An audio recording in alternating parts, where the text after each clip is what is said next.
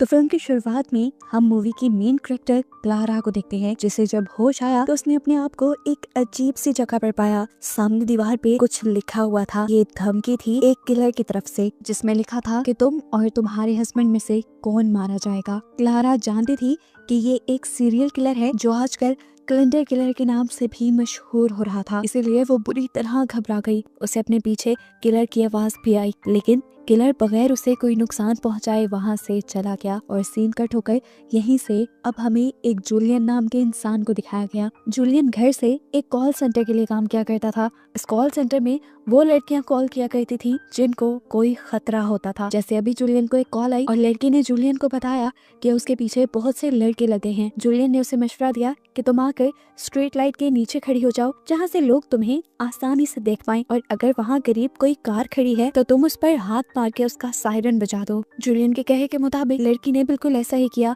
और कार का सायरन बजते ही वो सारे लड़के वहाँ से भाग गए, क्योंकि वो जानते थे कि अब यहाँ पर रहने वाले लोग घरों से बाहर निकल आएंगे। और ऐसे इस लड़की की जान उनसे बच गई। कॉल को बंद करते ही जूलियन टीवी ऑन करता है, जहाँ पे हम देखते हैं कि कैलेंडर किलर के बारे में ही न्यूज चल रही थी, लेकिन वो उस पर ज्यादा ध्यान नहीं देता क्योंकि उसे अब दूसरी कॉल रिसीव हो चुकी थी। ये कॉल थी क्लारा की, जिसे हमने फिल्म की शुरुआत में देखा है। जूलियन क्लारा से पूछता है कि मैं तुम्हारी क्या मदद कर सकता हूँ। तो जवाब में क्लारा कहती है, तुम मेरी कोई मदद नहीं कर सकते क्योंकि मैं खुद ही मरना चाहती हूँ। मेरे पीछे कैलेंडर किलर भी पड़ा हुआ है, जिसने मुझे मेरे रूम से किडनैप करके एक अनजान जगह ले जाकर मेरे सामने आए बगैर मुझे या मेरे हस्बैंड को मारने की धमकी भी दी है, और वो इस बात का यकीन कर ही नहीं रहा। कॉल के दौरान ही क्लारा की बात सुनते हुए जूलियन अपने घर और अपनी बेटी को भी चेक करता है, जबकि यहीं से सीन कट होकर हमें एक अनजान बूढ़े आदमी को दिखाया जाता है, जिसके हाथ में कैलेंडर किलर की धमकियों की पिक्चर है, और ये भी लग रहा है कि शायद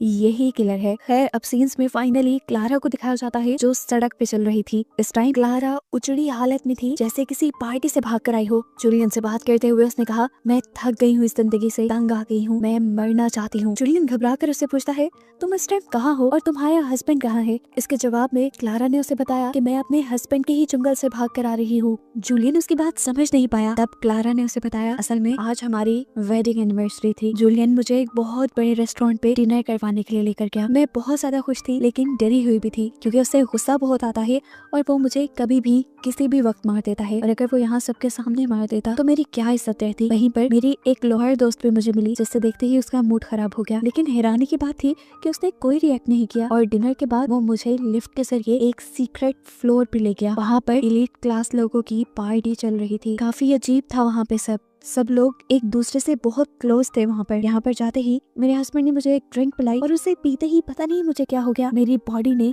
काम करना बंद कर दिया। मैं पैरालाइज हो गई, और मेरी ऐसी हालत का मेरे ही हस्बैंड ने अपने सारे दोस्तों के साथ मिलकर मजाक उड़ाया, और फिर मुझे एक टेबल के साथ बांध दिया जबरदस्ती, और मुझे सब ने मिलकर अब्यूज किया। और मेरा हस्बैंड चुपचाप देखता रहा क्योंकि उसे इसके बदले पैसे मिल रहे थे। क्लारा उससे बताती है कि जैसे ही मेरी हालत ठीक हुई और मेरी बॉडी चलने के काबिल हुई तो मैं वहाँ से भाग आई।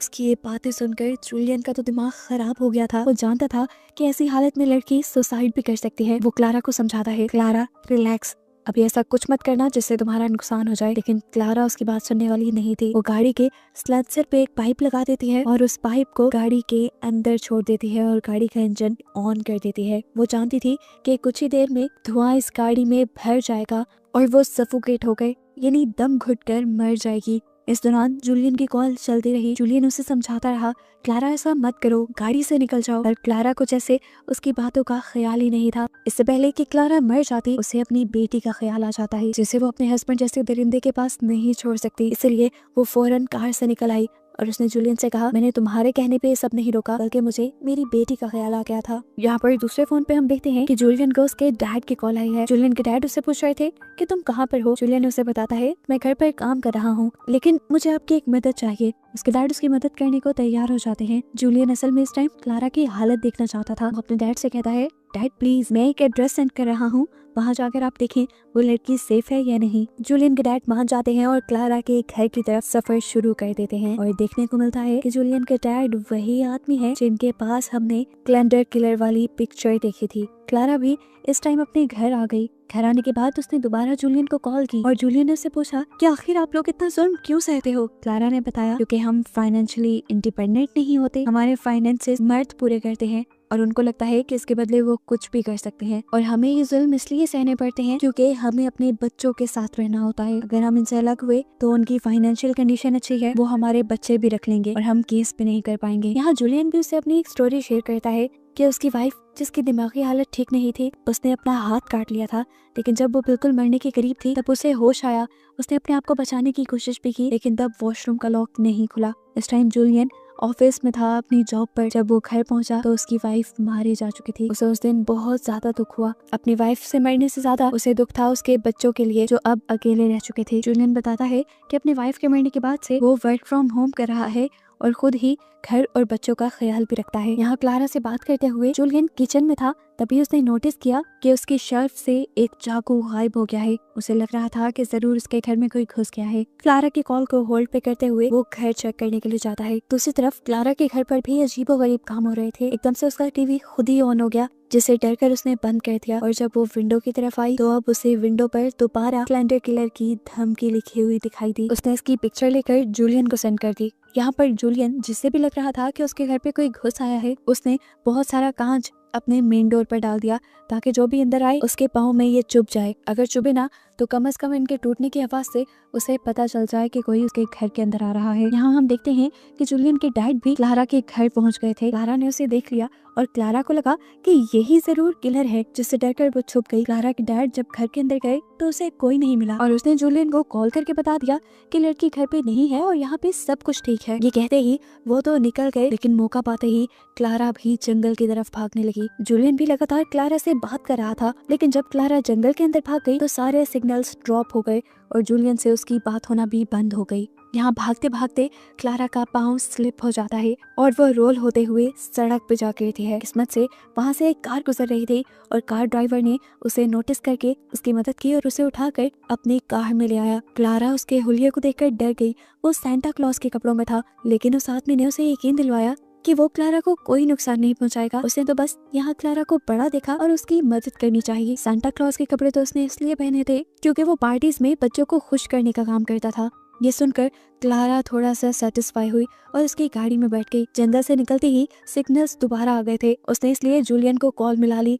इस आदमी को उसने कहा कि प्लीज मुझे आप शहर तक छोड़ देना, और फोन पे ये बात जूलियन को भी बता दी कि उसे एक अच्छा आदमी मिल गया है जो उसे अब शहर तक छोड़ कर आएगा। ये सुनते ही जूलियन का खौफ से सर फटने लगा। क्या बेवकूफ लड़की थी वो, ऐसे किसी भी आदमी पर कैसे बिलीव कर रही थी। उसे समझाता है कि ऐसे सिचुएशन में किसी आदमी पर बिलीव करना ठीक नहीं, लेकिन क्लारा उसके सारे डर खौफ दूर कर देती है ये कहते हुए कि ये आदमी सेफ है। अब क्लारा इस लड़की से सिगरेट मांगती है। वो लड़का बताता है कि कार की बैक सीट पर उसे सारा सामान मिल जाएगा। क्लारा जब पीछे हुई तो उसने देखा कि यहाँ पे एक टीजर गन भी थी, जो देखकर वो डर गई। तब उस आदमी ने बताया कि डरने की जरूरत नहीं, इस टीजर गन को तो मैंने अपनी हिफाजत के लिए रखा हुआ है। दोबारा सुख का सांस लेते हुए सफर इन्होंने दोबारा अपना कंटिन्यू कर लिया। क्लारा अभी भी जूलियन से बात कर रही थी। उसने जूलियन को बताया कि कैलेंडर किलर सच में उसके पीछे है और उसका हस्बैंड उसकी इस बातों पे यकीन नहीं करता। अभी यही बात उसने की ही थी कि दूसरी तरफ जूलियन को महसूस हुआ कि उसके घर में कोई घुस आया है। फौरन उसने जाकर दोबारा अपने घर की तलाशी लेना शुरू कर दी, जबकि यहाँ पे एकदम से इस आदमी ने कार रोक दी क्योंकि कार के सामने कोई और नहीं बल्कि क्लारा का हस्बैंड आ चुका था, जो जल्दी से क्लारा के साथ वाले आदमी को कार से निकालकर पीटने लग जाता है। ये देखकर क्लारा गुस्से में आ जाती है और अपने हस्बैंड को बताती है इस आदमी का कोई कसूर नहीं, वो तो इसकी सिर्फ मदद कर रहा था। क्लारा की बात मानते हुए शुक्र था कि क्लारा के हस्बैंड ने उसे छोड़ दिया। क्लारा ने उस आदमी की मदद की और उसे उठाकर किसी तरह ड्राइविंग सीट पे बिठा दिया और उससे अब उसकी टीजर गन भी मांग ली। यह आदमी समझ गया था कि क्लारा का हस्बैंड एक बुरा इंसान है। बिना कोई सवाल जवाब किए उसने क्लारा को अपनी टीजर गन भी दे दी ताकि वो इसके जरिए अपने हस्बैंड से अपनी जान बचा सके। क्लारा को क्लारा के हस्बैंड ने अब अपनी गाड़ी में बिठा दिया, जहाँ उसके हस्बैंड ने उससे पूछा तुम इतनी जल्दी पार्टी से क्यों आ गई। ये सुनकर क्लारा को उसकी सेल्फिशनेस पे बहुत हैरानी हुई और उसने कहा कि तुम्हें शर्म आनी चाहिए, मैं तुम्हारी वाइफ हूँ, तुम्हारी बेटी की माँ। वो घटिया जगह क्या मेरे जाने की काबिल थी। वो यहाँ अपने हस्बैंड को कैलेंडर किलर की धमकी भी दिखाती है, जो इस टाइम उनके घर के शीशे पे लिखी हुई थी। लेकिन मार्टिन यानी क्लारा के हस्बैंड को लग रहा था कि ये क्लारा ने खुद लिखा है और ये सारा ढोंग भी उसी का रचाया हुआ है। क्लारा साथ ही साथ अपनी बेटी की बेबी सिटर को कॉल करने की कोशिश कर रही थी, लेकिन अजीब बात थी वो कॉल नहीं उठा रहा था। पता नहीं घर पे सारा माहौल कैसा था। अब गुस्से में आकर क्लारा अपने हस्बैंड से कह ही देती है कि तुम आज आखिर मुझे छोड़ ही दो। उसकी ये बात सुनते ही उसके हस्बैंड ने उसे थप्पड़ मारा और बालों से पकड़ते हुए से कहा, अगर तुमने मुझे छोड़ा तो तुम्हारे हाल की जिम्मेदार भी तुम खुद ही होगी। जूलियन के घर पे हम देखते हैं कि जूलियन को अभी भी यही फील हो रहा था कि उसके घर में कोई घुस आया है। इन्वेस्टिगेशन करते करते दोबारा जब वो मेन डोर तक आया तो जो कांच जो ट्रैप उसने उस घुसपैठिए के लिए बनाया था वो उसी के पाँव में चुप गया। लेकिन खैर अब वो आगे बढ़ा, दोबारा अपनी बेटी के रूम में गया जहाँ उसकी बेटी सुकून से सोई हुई थी। लेकिन उसकी अलमारी में अब उसे वो चाकू मिल गया जो किचन से गायब था। यानी साफ बात थी वो यहाँ पे जरूर आया था जिसने किचन से चाकू उठाया और कोई बुरी हरकत करने के लिए वो क्लोजेट में छुप गया। और जैसे ही उसे पता चला कि जूलियन को उसके घर में घुसने के बारे में पता चल गया है तो वो चाकू छोड़कर यहाँ से भागने की कोशिश में लग गया। जूलियन अब बड़ी ही एहतियात से दूसरे रूम को चेक करने के लिए जाता है जहाँ पे जाते ही एक आदमी ने उसके ऊपर हमला कर दिया। लेकिन जूलियन इस सब के लिए तैयार था। उसने अपने आप को इस हमले से बचाते हुए ही अपने हाथ में पकड़े हुए चाकू से उल्टा उस आदमी की ही टांग पे हमला कर दिया जिससे उसकी टांग से खून निकलने लगा। उस आदमी ने अब जूलियन को अपने से दूर किया और तेजी से बाहर विंडो की तरफ आ गया। बालकनी से होते हुए वो बाहर विंडोज की तरफ खड़ा हो गया। वो यहाँ से अपनी जान बचाकर जाना चाहता था लेकिन जूलियन जानता था कि अगर वो यहाँ से गया तो उसकी जरा सी भी गलती उसकी जान ले सकती है। जूलियन अब उसे हाथ देता है लेकिन ये आदमी जूलियन की मदद नहीं लेता और वहाँ से जंप कर देता है। जंप करने पे हमें इस घर का फ्रंट दिखाया जाता है तो यहाँ एक सबसे बड़ा कहानी का ट्विस्ट ये रिवील होता है कि ये घर जूलियन का नहीं बल्कि क्लारा और मार्टिन का ही था जिसमें इस वक्त जूलियन मौजूद था। और अगर ये घर क्लारा और मार्टिन का था तो घर में सोई हुई बेटी भी क्लारा की ही थी। जिस आदमी को हम घुसपैठिया समझ रहे थे वो कोई घुसपैठिया नहीं था बल्कि क्लारा की बेटी का बेबी सीटर था जिसे जूलियन के यहाँ आने के बारे में पता चल चुका था और वो अपनी जान बचाने के लिए भागा लेकिन उसकी खुद की ही जान चली गई। इधर हमें देखने को मिला कि जैसे ही क्लारा और मार्टिन अपने घर की पार्किंग में पहुंचे तो क्लारा ने फौरन ही टीजर गन से मार्टिन के ऊपर हमला कर दिया।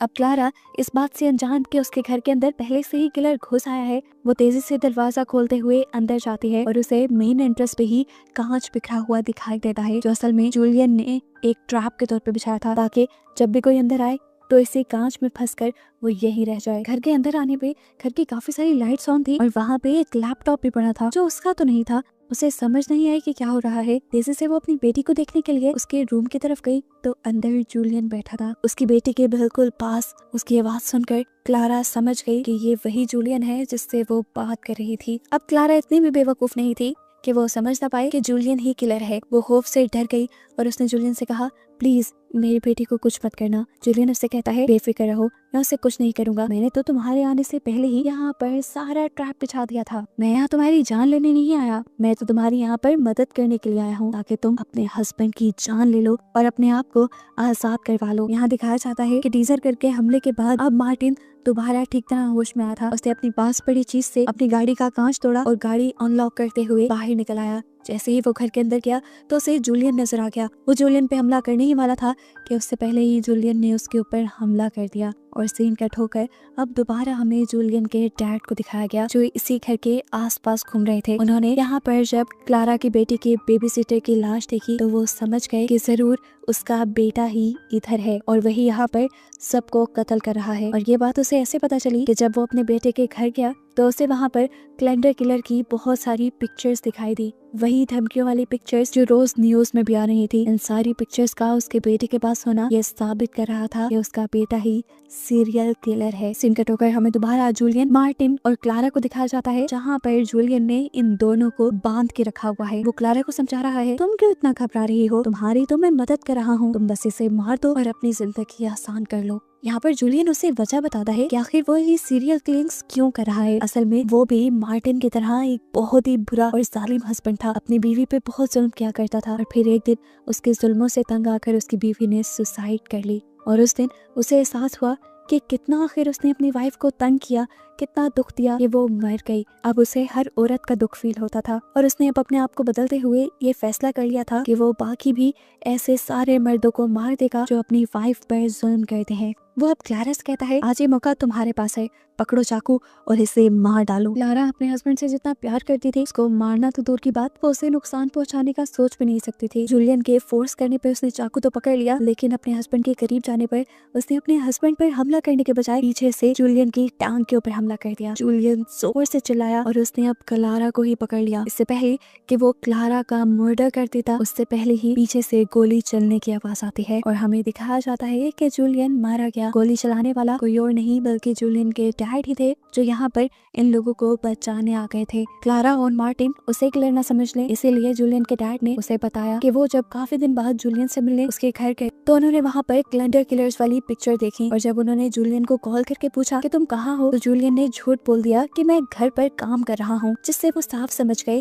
कि जूलियन अपने ही ऐसे एक और शिकार की तरफ बढ़ गया है। जूलियन को ट्रेस करते हुए आखिर वो यहाँ तक पहुँच ही गए और उन्होंने 2 मर्डर और होने से बचा लिए। फाइनली अब इनकी जान बच चुकी थी। क्लारा ने जाकर सबसे पहले अपनी बेटी को गले लगाया, जो बिल्कुल सेफ थी। सीन कट होकर अब हमें कुछ दिनों बाद का सीन दिखाया जाता है। हमें पता चलता है कि मार्टिन यानी क्लारा का हस्बैंड एक बहुत बड़ी पोस्ट पे है। वो एक पॉलिटिशियन है, सभी उसे अच्छा समझकर वोट करते हैं। जब वो प्रेस कॉन्फ्रेंस कर रहा था तभी मौका पाकर क्लारा ने वहाँ पर एक ऑडियो चला दी। इस ऑडियो में साफ पता चल रहा था कि मार्टिन अपनी वाइफ को मारता भी था और उससे अब्यूज भी करता था। ये देखते ही उसका असली चेहरा सबके सामने आ गया और एक दिन में ही उसका सारा करियर तबाह हो गया। फाइनली क्लारा ने भी हिम्मत करके उससे अपना बदला ले ही लिया था। क्लारा की जो लॉयर दोस्त थी वो अब उसका केस लड़ रही थी, जिसमें वो मार्टिन से डाइवोर्स और साथ ही साथ उससे अपनी सारी लीगल नीड्स की डिमांड करती है। आखिर क्लारा ये केस जीत भी गई और ऐसे फाइनली उसकी इस टॉक्सिक हस्बैंड से जान छूट गई। मूवी के एंड पे दिखाया गया